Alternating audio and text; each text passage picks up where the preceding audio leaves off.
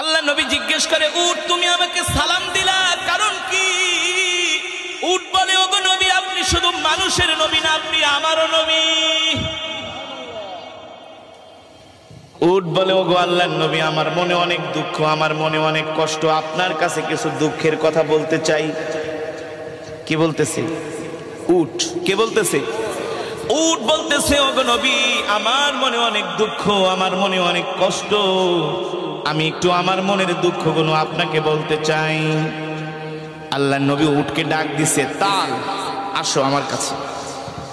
উট আল্লাহর নবীর কাছে আসলেন। এসে উটের মুখটা আল্লাহর নবীর কানের কাছে নিয়ে মনের সব দুঃখগুলো বলতে লাগলেন। আর উটের চোখ দিয়া ঝরঝর করে পানি পড়তেছে। উট বলে, ওগো আল্লাহর নবী, দেখেন আমার বয়স হয়ে গেছে, আমি আগের মতো বোঝা বাইতে পারি না, আগের মতো আমি বোঝা বহন করতে পারি না, এই কারণে আমার মালিক আমাকে ঠিক মতো খাওয়া দাওয়া দেয় না, আমাকে খাবারে কষ্ট দেয়। শুধু এটাই না, আমার মালিক আমাকে জবাই করার জন্য দেখেন একটা ছুরি নিয়ে আসছে, একটু পরে আমার মালিক আমাকে জবাই করে দিবে। আল্লাহু আকবার, জোরে বলেন আল্লাহু আকবার। আল্লাহর নবী উটের কথাগুলো শুনছেন, আর উট কান্না করে বলতেছে, ওগো নবীজি, দুনিয়ার কোন মানুষের কাছে মনের দুঃখ বইলা লাভ নাই, একমাত্র আপনি ছাড়া, আপনি তো রহমাতুল লিল আলামিন। আল্লাহর নবী প্রশ্ন করে, উট, আমি তোমার জন্য কি করতে পারি? উট বলে, ওগো আল্লাহর নবী, আপনি আমাকে আমার মালিকের থেকে ক্রয় করে আপনি আমাকে আজাদ করে দেন, আমার মালিকের থেকে আপনি আমাকে কিনা নিয়ে আজাদ করে দেন, কারণ আমিও তো আপনার উম্মত।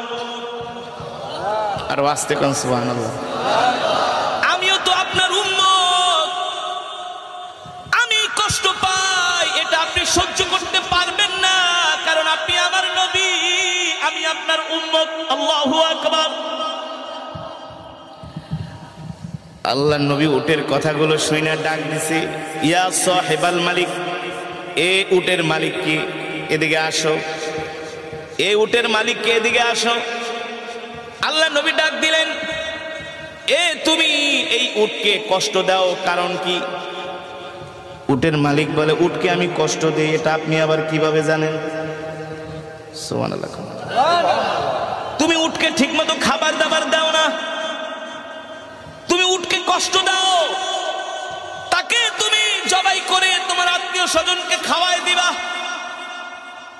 উটের মালিক বলে, আমি যে উটকে জবাই করব, উটকে খাবার দেই না, এই কথা আপনাকে কে বলছে? সুবহানাল্লাহ।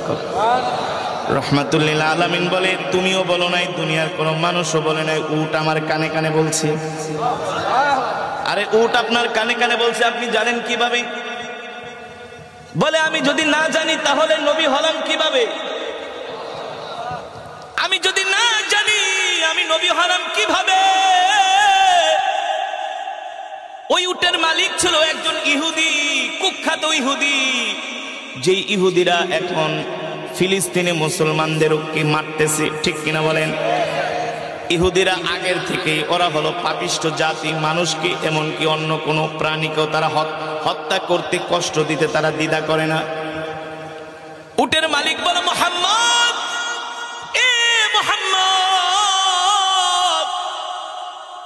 আমি উটকে কষ্ট দেই, এই কথা আজ পর্যন্ত কোনো খ্রিস্টান পাদ্রীও তো বলতে পারে নাই, আমাদের ধর্মগুরুও বলতে পারে নাই। মুহাম্মদ, আপনি কিভাবে জানলেন আমি উটকে কষ্ট দেই, উটকে খাবার দেই না? আল্লাহর নবী রহমাতুল লিল আলামিন বলে, ইহুদি, আমি এই রাস্তা দিয়া হেঁটে যাচ্ছিলাম, আর তোমার উট আমাকে দেখা সালাম দিছে, আসসালামু আলাইকা ইয়া রাসূলুল্লাহ।